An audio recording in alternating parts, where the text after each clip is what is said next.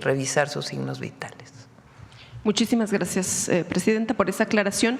Y también, como usted sabe, este fin de semana el expresidente Evo Morales pues sufrió un atentado en contra de su vida, pues tuvo que huir, incluso su chofer recibió impactos de bala, y pues quisiéramos saber cuál es su opinión y si usted pues condena estos actos, y de hecho que también pues medios allá en Bolivia pues han querido decir que es un autoatentado, y cuál es su opinión. Muchas gracias. Por supuesto que lo condenamos, nuestra solidaridad con Evo Morales, y siempre un llamado a evitar la violencia, siempre.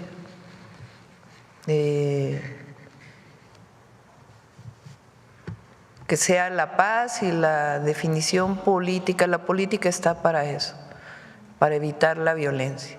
Entonces nuestra condena a este hecho y también nuestra solidaridad, y siempre la búsqueda de la paz y la no violencia. Y ya por último, Presidenta, ¿cuál es su opinión acerca de los hechos de represión que sufrieron los artesanos en Querétaro también este fin de semana, donde fueron pues sacados, ¿verdad?, de la plaza por vender sus artesanías? Muchas gracias. Igual es el diálogo siempre, por encima de todo. Puede haber un programa de ordenamiento de comercio en vía pública, pero es a través del diálogo como debe resolverse, no a través de… Hay que dar otras alternativas. Las personas que trabajan en vía pública, si no van a estar en un sitio por un programa de ordenamiento, pues hay que darles otras alternativas, porque son familias que viven dignamente. Aquí se hizo un programa, también hubo en algún momento, no como pasó en Querétaro, alguna situación de algún inspector, algún vigilante que tuvo alguna situación de no diálogo, vamos a ponerlo así, con alguna persona, y siempre lo condenamos. Y buscamos siempre el diálogo, la orientación, las alternativas para poder dar pues una posibilidad de vida a todas y a todos los mexicanos que se dedican a esta noble actividad.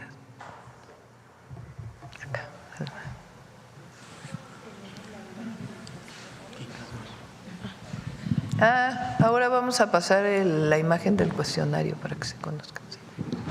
Presidenta, buenos días. Alma Muñoz, de La Jornada. A propósito de lo de Querétaro, quisiera pedirle su opinión sobre el caso de esta niña que está acusada y que a su violador inclusive le están pidiendo que le resarza el daño.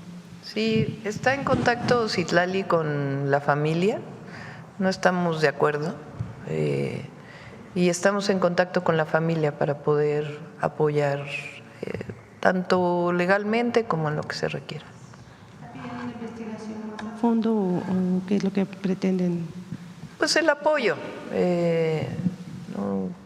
Yo creo que no se debe criminalizar, y menos a una niña de 14 años. Gracias. Y sobre, temas muy parecidos, en el caso de La Jornada traemos que mujeres de zonas pobres son extorsionadas sexualmente por piperos a cambio de agua aquí en la Ciudad de México. ¿Tiene alguna información sobre este asunto? Sí, lo leí en la mañana. No tenía información sobre ello, pues que se investigue. El agua es un derecho y si se están dando casos así, pues debe atenderse. Entonces, primero que se investigue para ver si es que está ocurriendo realmente esta situación, y pues ahí con la jefa de gobierno pues que se tomen cartas en el asunto. Clara es una mujer muy sensible y estoy segura que lo va a atender. Gracias.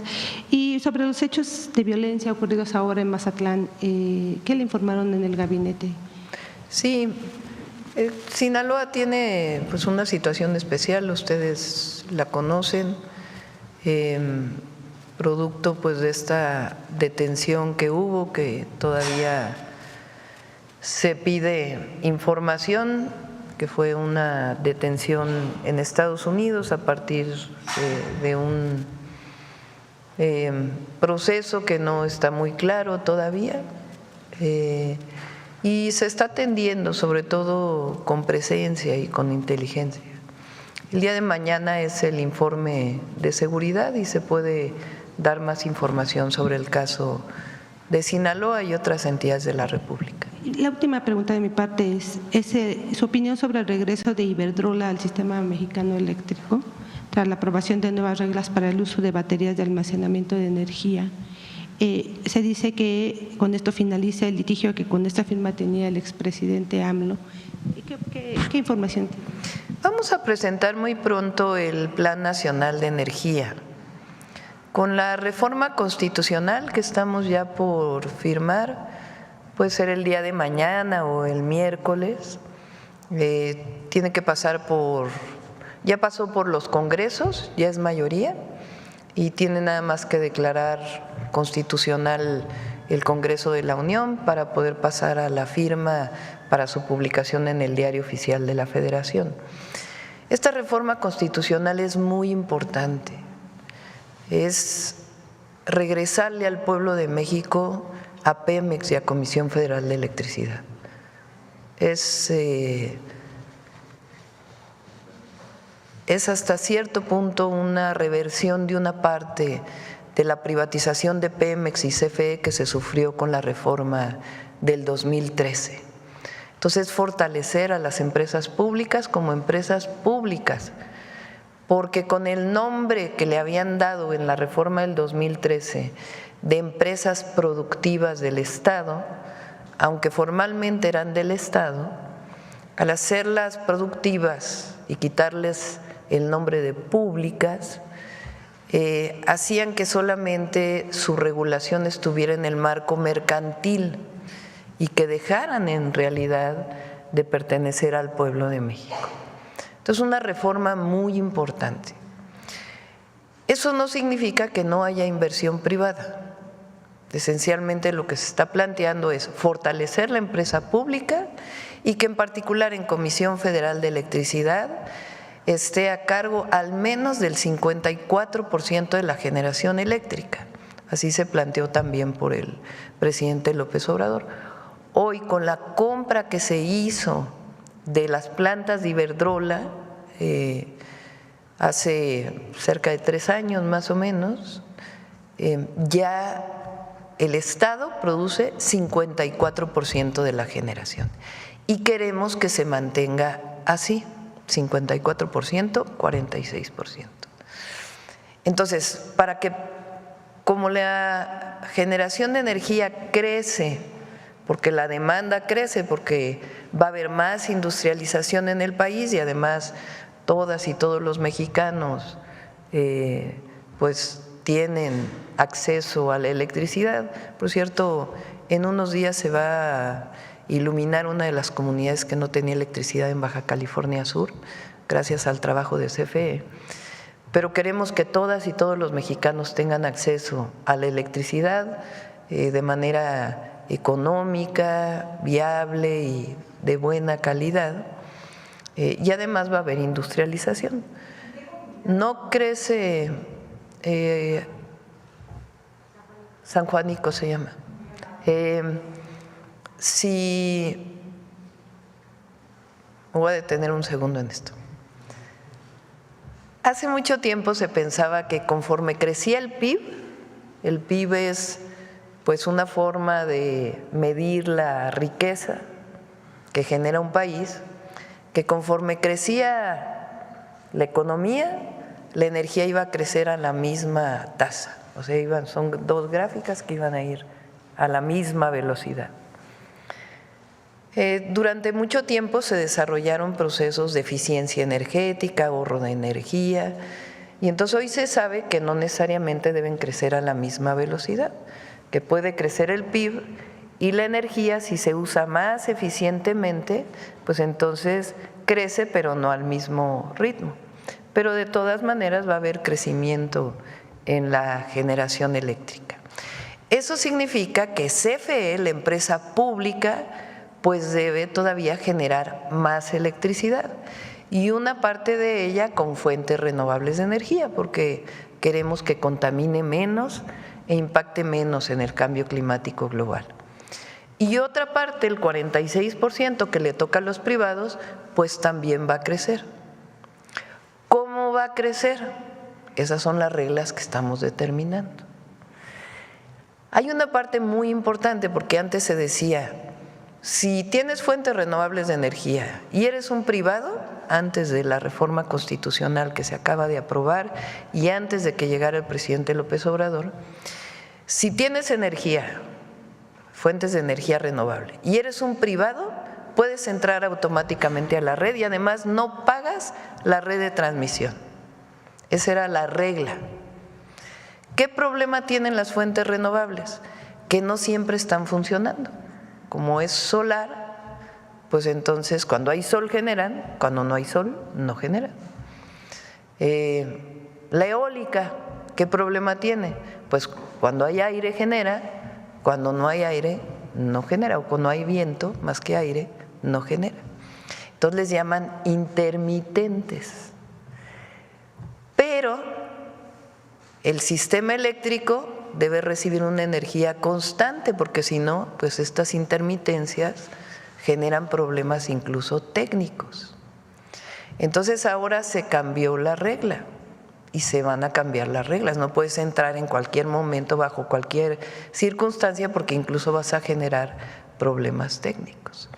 Entre las reglas que se están planteando es, tienes que tener bancos de baterías, tienes que tener un sistema que garantice que el voltaje va a ser constante, o sea, reglas técnicas.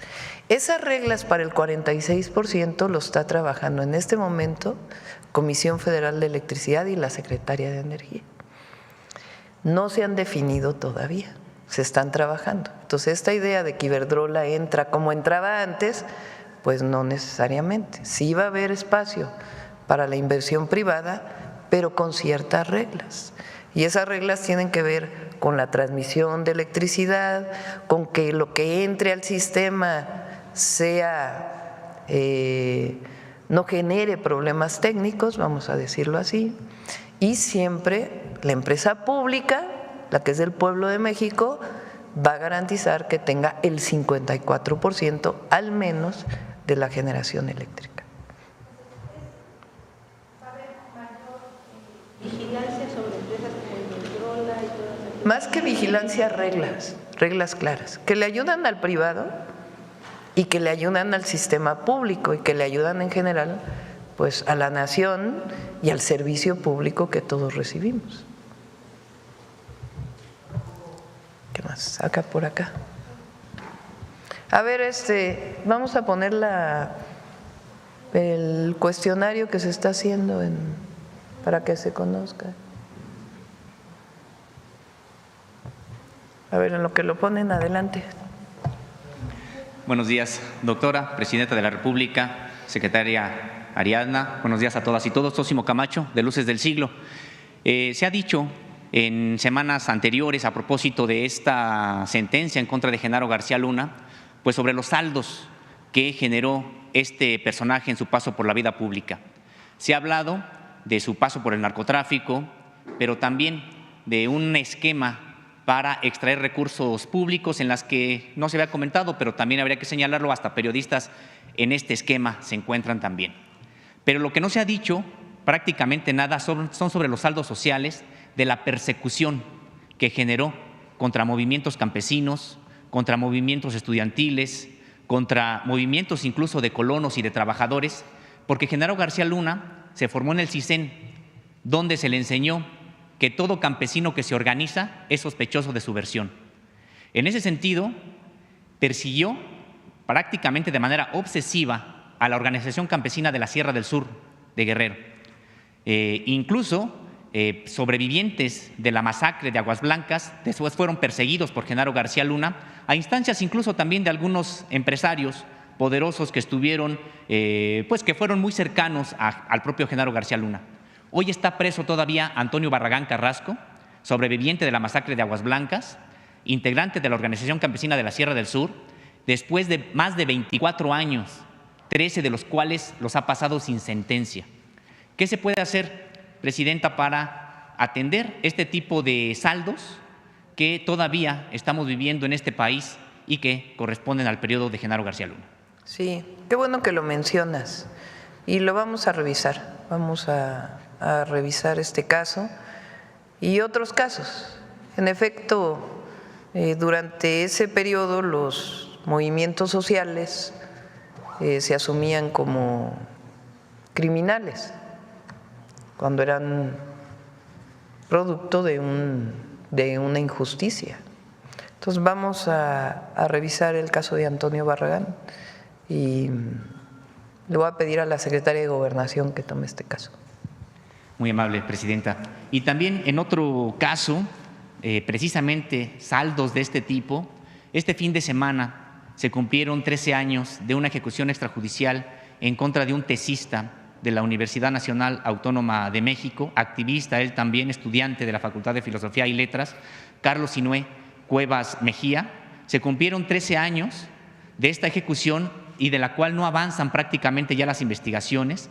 Lo que se pudo averiguar ha sido prácticamente gracias por el tesón de la propia madre, Lourdes Mejía, que ha tocado puertas, ha recibido pues también la cerrazón de muchas, el desprecio, a veces los insultos, pero gracias a ella se pudo averiguar que en la ejecución de este estudiante se encontraban dos patrullas. Hay videos que lo acreditan, 2 patrullas, una de ellas en el momento de la ejecución se fue, regresó como si apenas se enterara del asunto y también a propósito de las investigaciones generadas en la Fiscalía de la Ciudad de México, se pudo acreditar la presencia de integrantes del Ejército Mexicano, de inteligencia.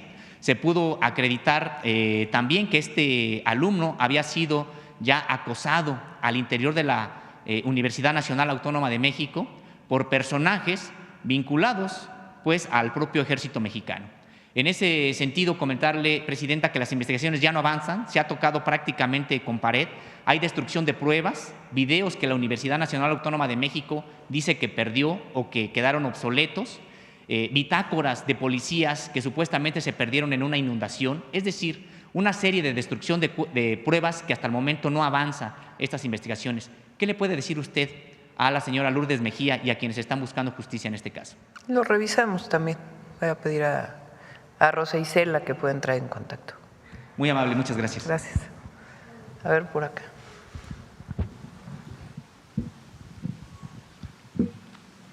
Buenos días, Presidenta. Ivonne Menchaca, reportera de Grupo ASIR.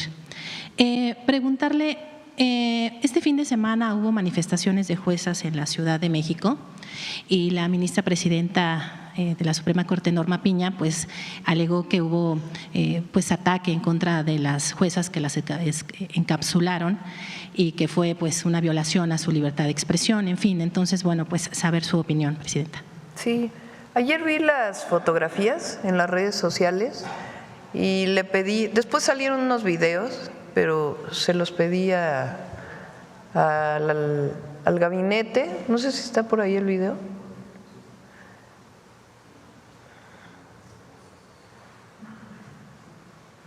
Es el momento en que están entrando los pilotos de Fórmula 1.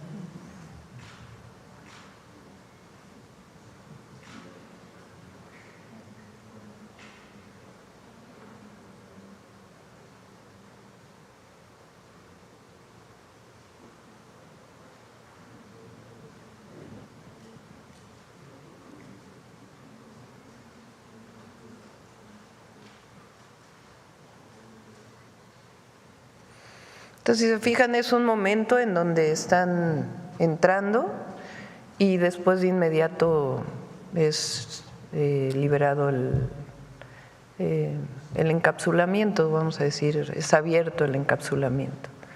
Esa es la información que tenemos, pero entiendo que van a dar más información.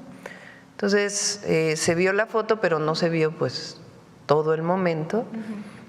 Fórmula 1 pues es un evento muy importante nacional, internacional, y en realidad se protegía a quienes estaban entrando en ese momento para evitar que se cerrara la puerta y después se libera. Ese es la información que tenemos hasta el momento. Muy bien, gracias. Preguntarle si nos puede dar algunos avances en el marco de los programas sociales. Que por cierto, también nuestra felicitación al Checo Pérez, porque luego que vienen ahí las críticas y todo lo demás, y siempre a las y los mexicanos deportistas que tienen, a veces no salen bien en una competencia, pero se levantan y compiten en la siguiente, y eso es lo que hay que aplaudir. Y no luego esta cosa de que se va todo el mundo contra el deportista, el atleta, el piloto. Entonces siempre hay que apoyar a todas y a todos los mexicanos. Gracias. Preguntarle entonces, de este programa del sistema de educación inicial, decía que no íbamos a regresar a las guarderías, a todo aquel sistema que, bueno, pues se interrumpió o se cerró, ¿no? Para las madres trabajadoras. Si nos podría adelantar si ya tiene algunos avances de este programa, que me parece que es fundamental y que hace falta. No sé si tenga ya algunos avances que nos pueda compartir. Planteamos, las estancias infantiles de Calderón fueron un negocio. Ese fue el grave problema. Supuestamente era para ayudar a las madres, y en realidad fueron concesiones que ni siquiera cumplían con las más mínimas condiciones, pues con la tragedia que vivió todo el país, porque no solo los padres y madres de la guardería ABC. Entonces estaba planteado como un negocio para quien cuidaba a niños o niñas. Y en realidad la educación inicial, porque así debe considerarse, más que una guardería. Yo fui a guardería a los 8 meses, una guardería del ISSSTE. Mi mamá trabajaba, mis hijos fueron a guardería del Seguro Social. Pero más que guardería, porque guardería quiere decir guardar a los niños, pues en realidad hoy se sabe que es un proceso no solamente de cuidados que ayuden a la madre a que pueda salir a trabajar, si es el caso, si es que así lo desean, sino también es un proceso en donde las y los infantes pues entran en un proceso educativo desde los primeros meses o los primeros años de vida. El Instituto Mexicano del Seguro Social tiene sus propias guarderías, aunque en realidad entró un proceso de concesión en aquella época. El ISSSTE también subrogó prácticamente todas sus estancias infantiles, sus guarderías. Y ahora queremos entrar a un esquema como parte de esto que se llama el Sistema Nacional de Cuidados. ¿Qué quiere decir el Sistema de Cuidados?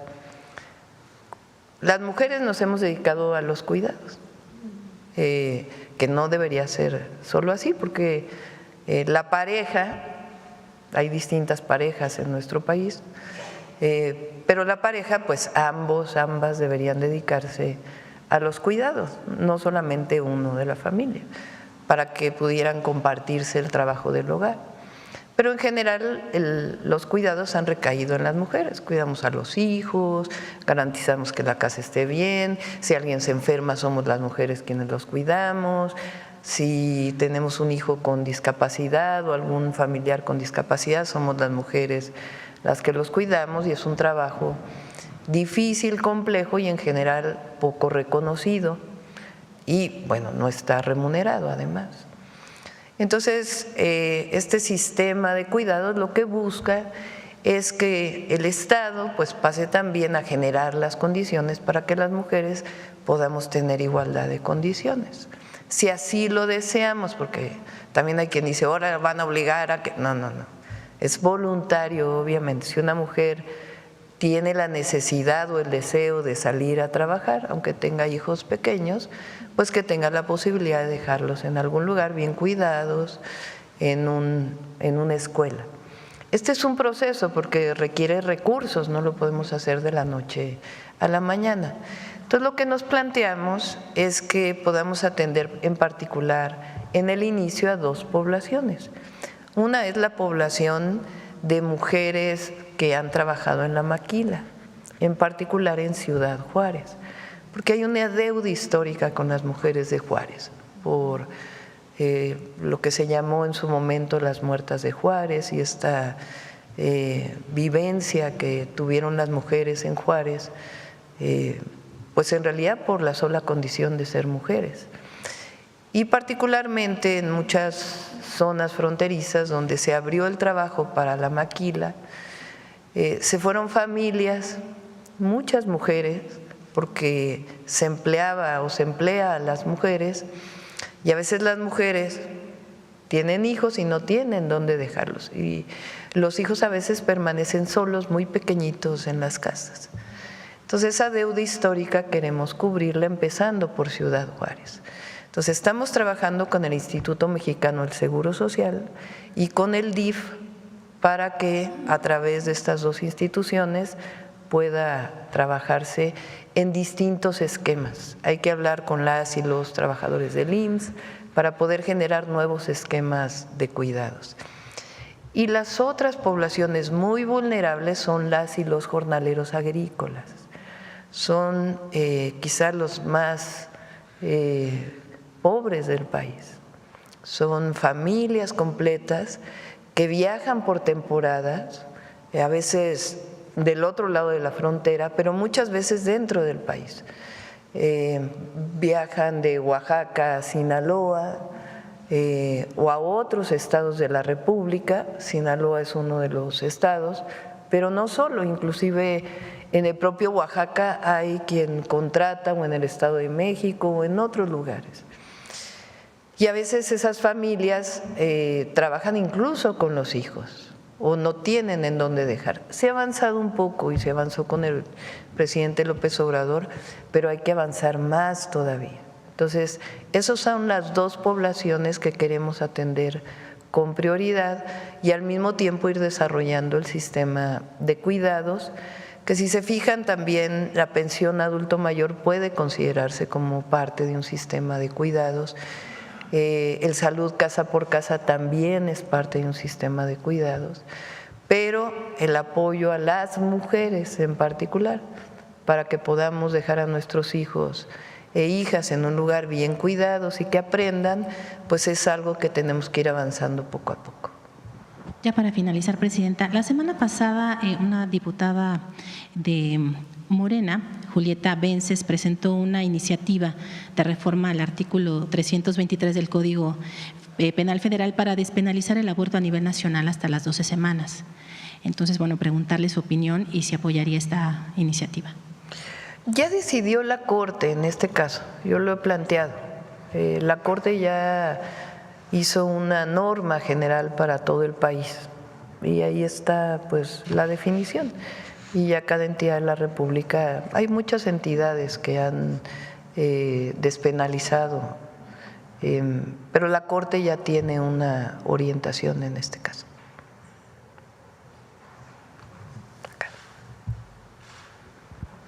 Acá. Ya Sonora ya ha participado mucho en las mañaneras. Ahorita Buenos días. Pero llegó temprano, tiene una virtud. Adelante. Buenos días, Yusbel Carolina de Código Libre. Presidenta, en estos temas de lo que pasó el fin de semana, también hubo enfrentamientos en Tempa de Galeana Guerrero y también en Tabasco, ¿no? También hubo bastantes enfrentamientos ahí.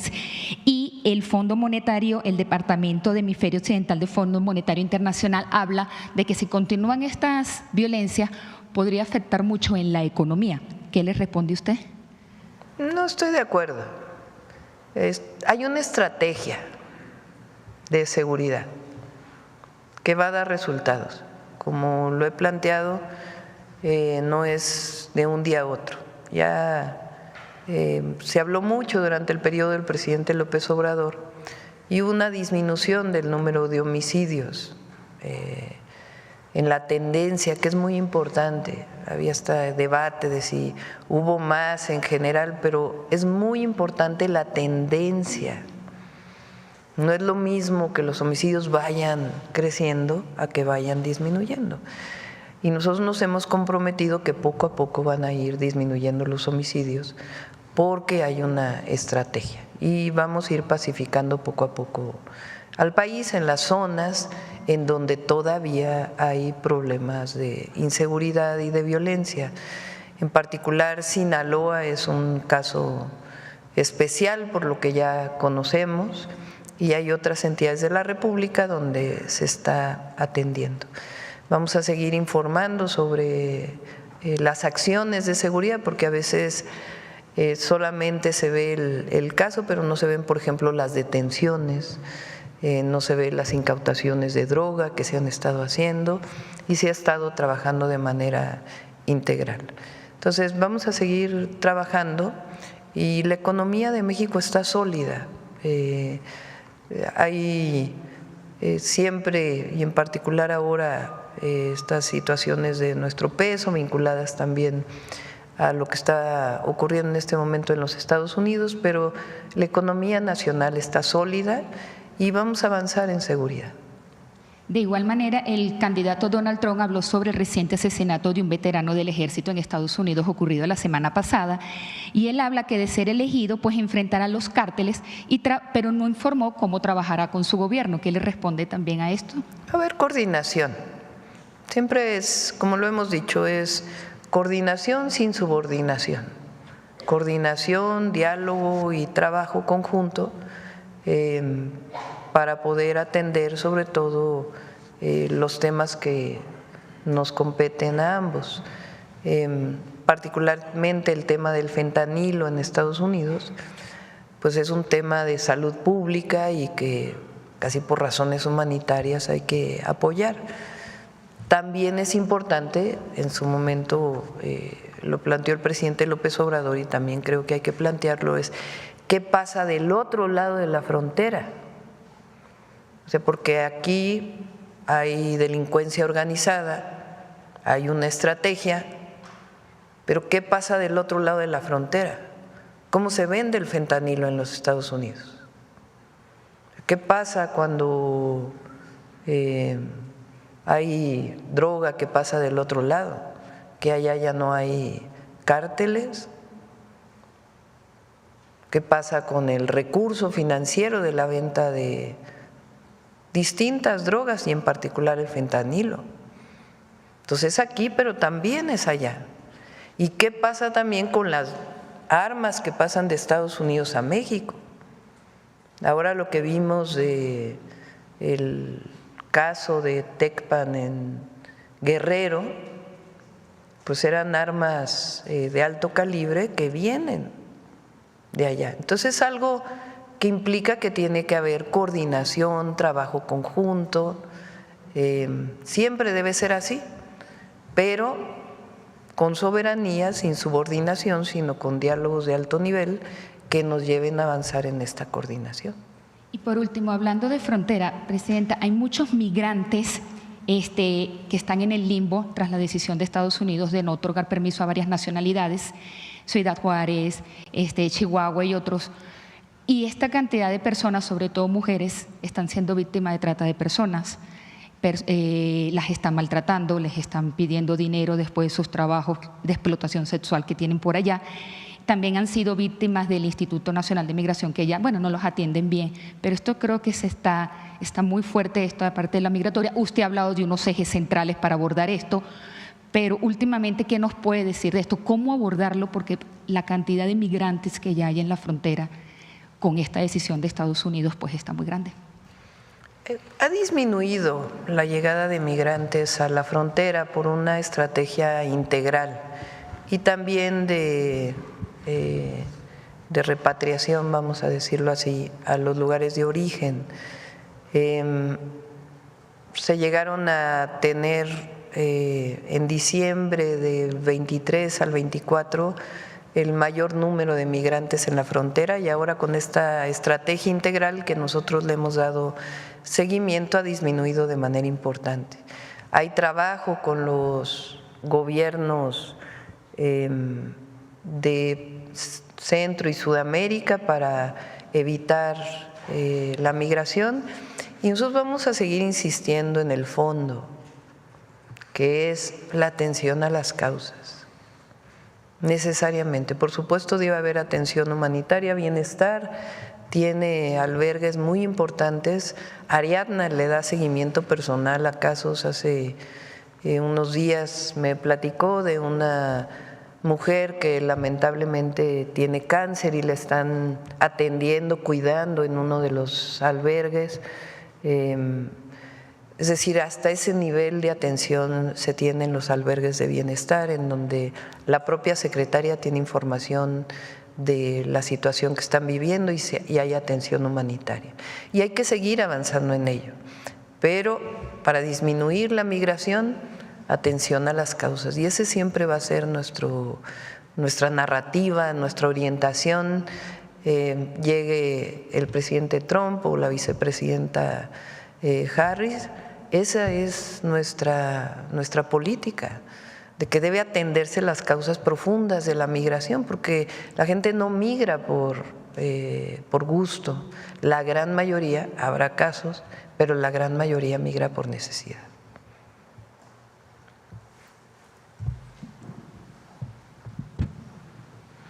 Buenos días, Presidenta. Jesús Pérez, de Revolución 3.0.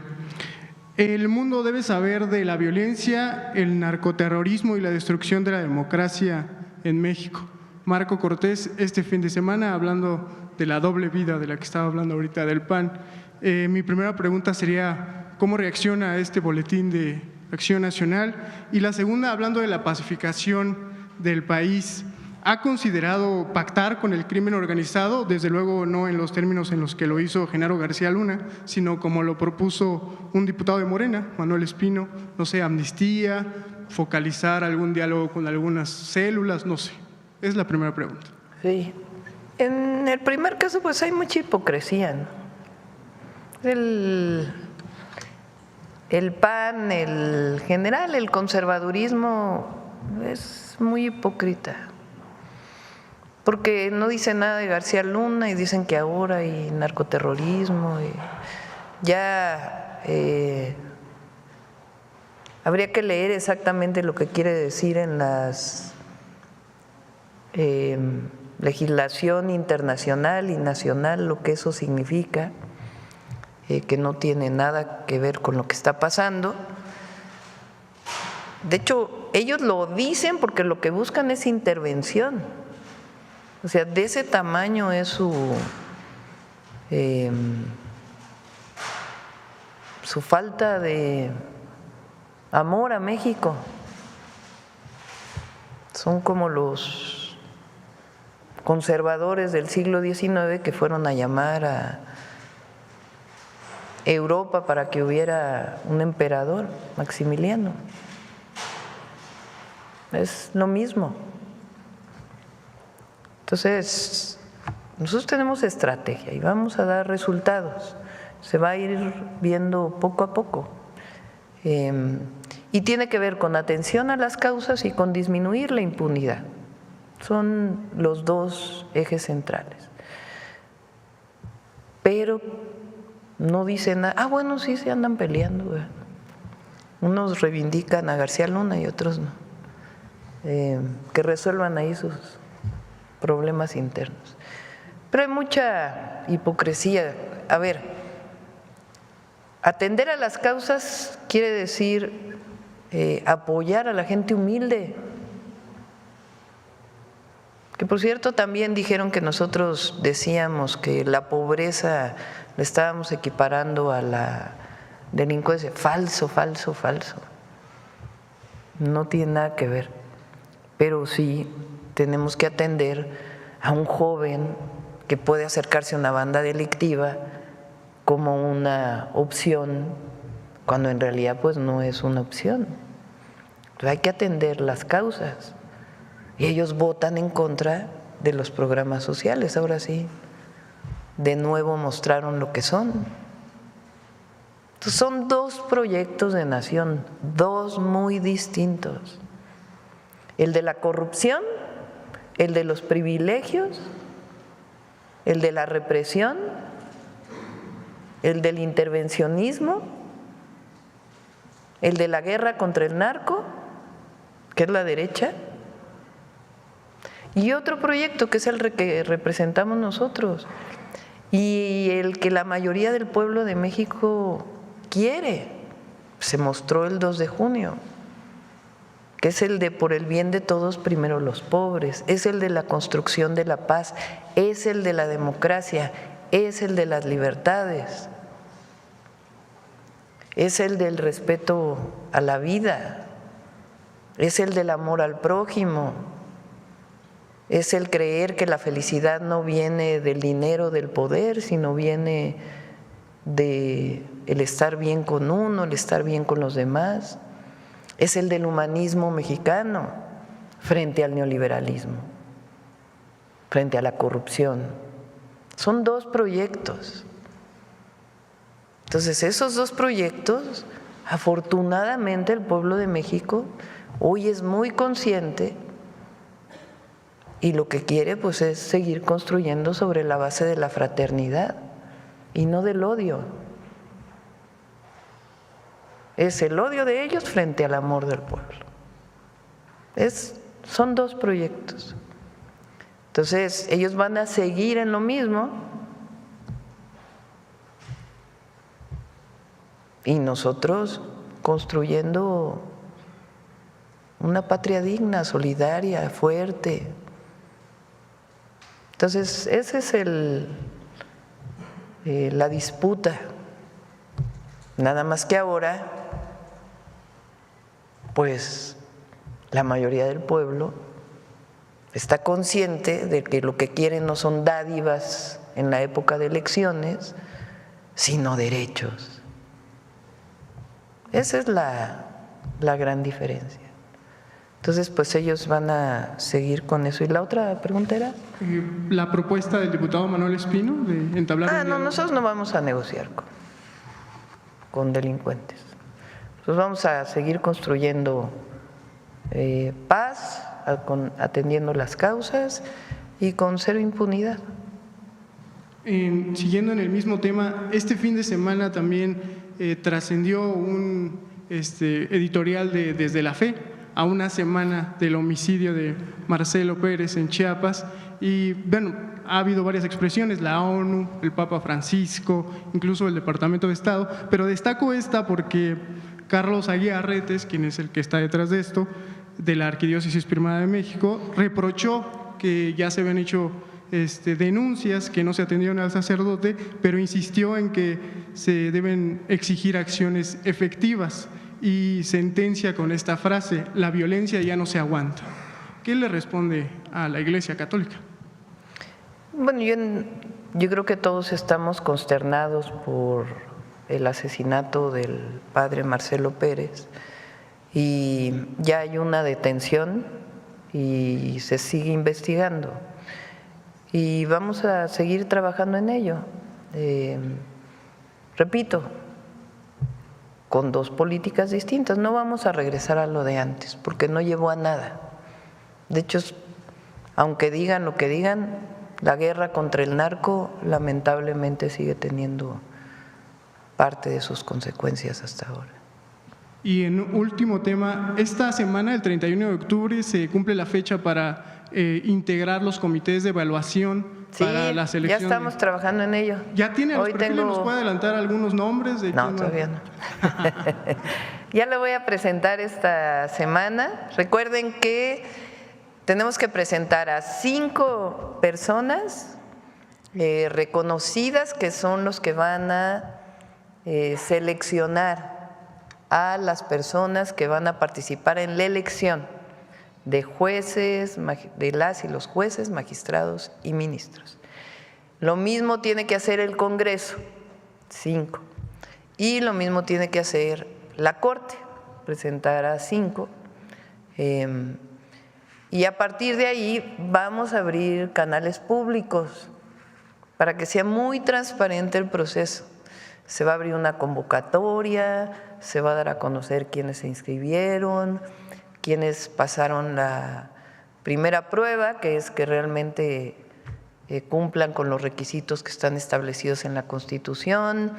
Si hay entrevistas por parte de la comisión, van a ser públicas, no va a haber nada en lo oscurito. Eso es por parte del Ejecutivo de la Presidenta lo que hemos planteado, es decir, si son 5 personas y se va a entrevistar a quienes van a participar primero en la tómbola y luego en la elección, que sea abierto, que todo el pueblo pueda ver quiénes son quienes están inscribiendo, por qué quieren ser jueces, magistrados, ministros. Vamos a abrir un espacio, lo hemos pedido, lo hemos solicitado ahí a los medios públicos para que se conozca. Entonces ya mi idea es que sean 3 mujeres y 2 hombres. Entonces ya los vamos a presentar. A ver, ya la última, porque bueno, vamos con Sonora porque está hasta adelante y luego vamos allá atrás, 2 más. Sí, gracias, presidenta. Demián Duarte, de Sonora Power. Y bueno, fíjese que estuve el fin de semana en Hermosillo. Me tocó participar en un evento muy interesante que es la plenaria de la Comisión Sonora Estados Unidos, así se llama ahora, se reeditó, antes era Sonora Arizona exclusivamente. Y mire, me llamó mucho la atención el formato porque está planteando esta comisión un nuevo esquema de asociación regional. El tema es que se busca sacar partido de las enormes ventajas competitivas que tiene mi estado, sobre todo en el tema de energías renovables, el tema que tiene también con la amplia disponibilidad de recursos minerales, recursos naturales también, y el tema de la logística. El embajador de Estados Unidos, Ken Salazar, me dijo por ahí que es el tiempo de América del Norte, y obviamente esta visión incluye, por supuesto, la parte de México, ¿no? Somos un país del hemisferio norte, al final de cuentas. Y la gobernadora Kathy Hobbs, que es la gobernadora de Arizona, asintió justamente cuando yo le planteé una pregunta. Le dije algo muy simple, le dije: el gobierno de México está apostando muy fuerte por nuestra región, por Sonora, está desarrollando un enorme proyecto de infraestructura de transportación ferroviaria, justamente para promover la movilidad terrestre. Van a vincular al centro del país con su estado, con Arizona, a través de Nogales. Entonces la pregunta para ella fue en su momento si estaría ella dispuesta e interesada en promover el desarrollo también de una conexión vía ferrocarril hacia las ciudades de Arizona, Tucson y Phoenix en particular. La gobernadora dijo que sí, que incluso pues ella gestionaría en su momento la posibilidad de establecer esta vinculación hacia el estado de Arizona, y evidentemente esto vincularía pues a todo el sistema ferroviario de los Estados Unidos con México. Mi pregunta en particular, presidenta, es justamente cómo ve este modelo de asociación, qué expectativas le plantea, bueno, que ahora los Estados Unidos estén hablando de que es el momento de América del Norte y que México es un actor fundamental en esta nueva dinámica que se está abriendo. Sí, muy bien ahí el gobernador Durazo, la verdad, ha hecho un gran trabajo para el desarrollo del Plan Sonora. Estados Unidos hizo una orientación para que los semiconductores, que muchos de ellos se fabrican en Asia, particularmente en Taiwán, comenzaran a producirse en Estados Unidos, y uno de los lugares que ha tenido un boom en este sentido es Arizona. Sonora complementa muy bien, entonces por eso este vínculo pues es importantísimo, y eso requiere infraestructura, requiere apoyo, requiere algunos incentivos que hemos estado platicando con el gobernador Durazo. Entre otros el ferrocarril que planteas, hay también una carretera que está planteada incluso, digamos, fuera de la parte de semiconductores, como parte de un plan turístico hacia Puerto Peñasco. Hay varios proyectos que están planteados. Nosotros vamos a hacer, el próximo año iniciamos la de Bavispe, Nuevo Casas Grandes, que es muy importante también por su conexión a Chihuahua, Ciudad Juárez. Continuar la carretera de Guaymas a Chihuahua. Entonces hay varios proyectos de infraestructura y ahí vamos a apoyar en todo lo que se requiera. Y en efecto, nosotros hemos planteado que esta idea de que el proteccionismo es de cualquiera de los presidentes que gane, de que todo lo que produce Estados Unidos o empresas de Estados Unidos se produzca en Estados Unidos, pues es una visión que va a generar incluso aumento en los productos en Estados Unidos, y que por la mano de obra y otras necesidades en Estados Unidos no necesariamente es la mejor opción. Por eso hemos planteado que con Canadá y México nos complementamos, no competimos, y que además este esfuerzo debe irse hacia todo el continente. Entonces esa va a seguir siendo nuestra posición, y esta integración que se plantea en Sonora pues tiene muchas posibilidades para Sonora y para todo el país. Claro que sí, seguimos dando pasos para hacer lo que le planteaba, ¿no? Ser la locomotora del nuevo desarrollo de México. La verdad estamos muy emocionados por todo esto. Mire, cuando voy a Sonora platico mucho con la gente, con el pueblo. Mucha gente me saludó y me dijo, oye, pues qué bueno que estás ahora con la presidenta, comunícale, bueno, que estamos con ella, que la apoyamos, y que sobre todo lo que le ha gustado mucho a la gente de Sonora pues es la congruencia con la que usted se conduce. Este primer mes ha sido muy intenso en todos los aspectos. Usted la semana pasada retomó el tema de la educación gratuita, y ahí es donde me quiero detener un poquito. Mire, en la campaña debe usted recordar que yo le planteé el caso de mi universidad, la Universidad de Sonora, que a diferencia de la UNAM, a nosotros sí nos convirtieron en el laboratorio del neoliberalismo, es decir, nos impusieron una ley orgánica injusta, antidemocrática, nos impusieron un modelo de cuotas. La ley 4, así llamada, que la impuso en su momento el gobernador Manlio Fabio Beltrones, pues ya fue derogada. Hay una ley que ya abre un juego mucho más abierto y más democrático de participación.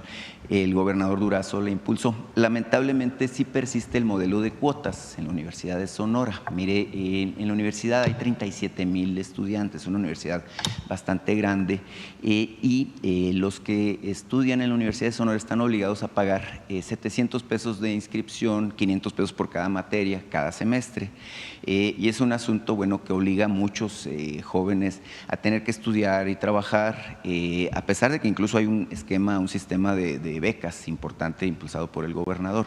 El tema, Presidenta, es que la administración de la Universidad de Sonora maneja el fondo de cuotas, que es de aproximadamente 130 millones de pesos, con mucha opacidad. Fueron reprobados recientemente por el Instituto de Fiscalización de allá de Sonora, el ISAF, y justamente se maneja una burocracia dorada, enormes canonjías, y bueno, la Universidad de Sonora, al ser una universidad tan grande, recibe pues mucho subsidio de parte de la Federación, de parte del Estado. Se sabe que hay criterios de autonomía y todo esto. Sin embargo, nosotros persistimos en la lucha, en la idea de que se elimine el sistema de cuotas. Preguntarle, ateniéndome a esta lógica de que la educación no puede ser una mercancía, a la congruencia con la que usted se conduce, si estaría dispuesta a apoyar esta eliminación de las cuotas universitarias, que pues ya tienen si mal no recuerdo, 33 años vigentes, y frenando justamente el acceso de muchos jóvenes que quisieran estudiar en la Universidad de Sonora. Sí, ya está en la Constitución. De hecho, fue una reforma que impulsó Martí cuando fue senador, que apoyó el presidente López Obrador, pues porque venimos del movimiento estudiantil. También Ariadna viene del movimiento estudiantil, aunque en otra generación. Por supuesto que yo pienso que toda la educación que imparte el Estado debe ser gratuita, porque es un derecho, y si no se convierte en un privilegio de aquellos que la pueden pagar. Lo vamos a hacer por partes. Primero, ampliar las universidades Rosario Castellanos, la Universidad Nacional Rosario Castellanos, la Universidad de la Salud, la gratuidad a partir del siguiente periodo en el Instituto Tecnológico, el TECNM, el Tecnológico Nacional de México, el POLI. Vamos a ir por partes porque representa recursos. En el caso de las universidades autónomas, pienso yo que, y no es intromisión porque es un asunto de la autonomía y ellos lo tienen que decidir, tiene que haber también más transparencia en el uso de los recursos. Creo yo que los recursos públicos deben usarse con austeridad. ¿Cuánto se va a la burocracia universitaria? ¿Cuánto se va directamente a los profesores?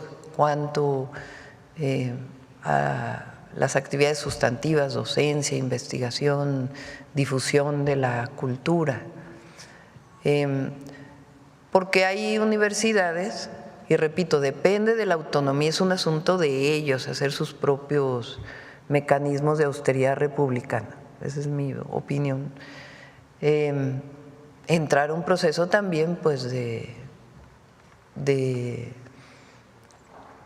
revisión de cuánto se va a qué y de transparencia. Entonces no es alguna universidad en particular, depende de ellos, pero creo que finalmente es recurso del pueblo de México y para recibir más recursos pues también es importante que haya más transparencia, ¿no? Entonces vamos a iniciar nosotros con estas universidades, ya dijimos que son 330,000 espacios de las universidades y en realidad se requieren cerca de 1 millón de lugares nuevos en la educación superior, poco más de 1 millón. Entonces nosotros vamos a cumplir con una tercera parte. Claro y que sí. Nos vamos a dedicar mucho a media superior también. Claro que sí. La Universidad de Sonora pues, es una universidad, le digo, muy grande, es muy importante para el desarrollo de Sonora, ahí se forman profesionistas de todas las índoles y es una escuela que tiene formación de cuadros de primer nivel que se integran justamente en estos procesos de los que hablamos. Fíjese, solamente ateniéndome al tema de la transparencia, pues la rectora gana más que usted, la rectora de la Universidad de Sonora, ¿no? Y creo que pues eso no es correcto. Entonces es importante que se le haga una revisión y un llamado de atención en ese sentido. Por último, nada más preguntarle si ya decidió cuándo va a Sonora, porque pues, tenemos la expectativa de recibirla ahora sí en noviembre. Sí, ya vamos, este fin de semana es Día de Muertos, entonces vamos a respetar siempre a todas las familias, es un día muy especial para todas las familias en México. Pensamos siempre en nuestros ancestros y eso es algo muy bello de nuestras culturas. Entonces no vamos a salir este fin de semana y el otro fin de semana ya iniciamos. Tenemos muchas cosas por inaugurar, hospitales, centros de salud, carreteras. Entonces estamos revisando a ver cómo podemos consolidar estas inauguraciones para que también podamos pues darle continuidad a lo que inició el presidente López Obrador y cerrar con estas inauguraciones. Entonces una parte la vamos a dedicar a ello. Bueno, vamos a cerrar, ya son 9:12, dije que más tiempo, pero ya mañana. A ver, ¿quieren que haya mañanera el viernes? Levante la mano quien quiere que haya mañanera el viernes. Levante la mano quien quiere vacaciones. Hay muchas abstenciones. Bueno, vamos a decidirlo, ya les informamos mañana. Vamos a cerrar con vida saludable. Ahora vamos a hablar de la hipertensión justamente y ahorita nos dan los papeles. Adelante. Todas las personas tenemos derecho a una vida saludable. Y uno de sus principales enemigos es la hipertensión arterial. El 29% de las personas en México viven con hipertensión. Alrededor de 50,000 personas en nuestro país fallecen por este padecimiento cada año. El 44% de ellas no sabe que la padece y no han sido diagnosticadas. Pero, ¿qué es la hipertensión arterial? Cuando es bombeada por el corazón, la sangre ejerce presión sobre las arterias. Cuando esa presión es excesiva, el corazón debe trabajar más y se pueden generar daños en tejidos.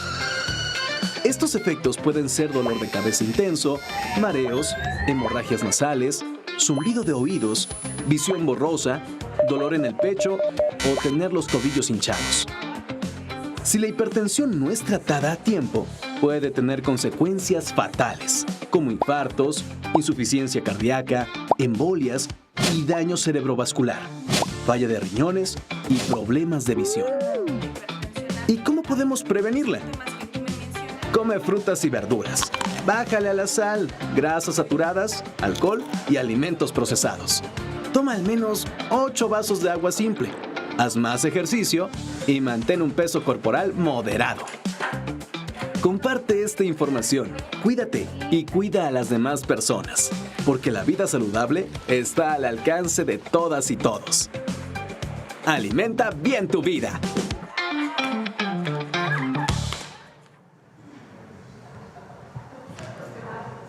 A ver el cuestionario rápido.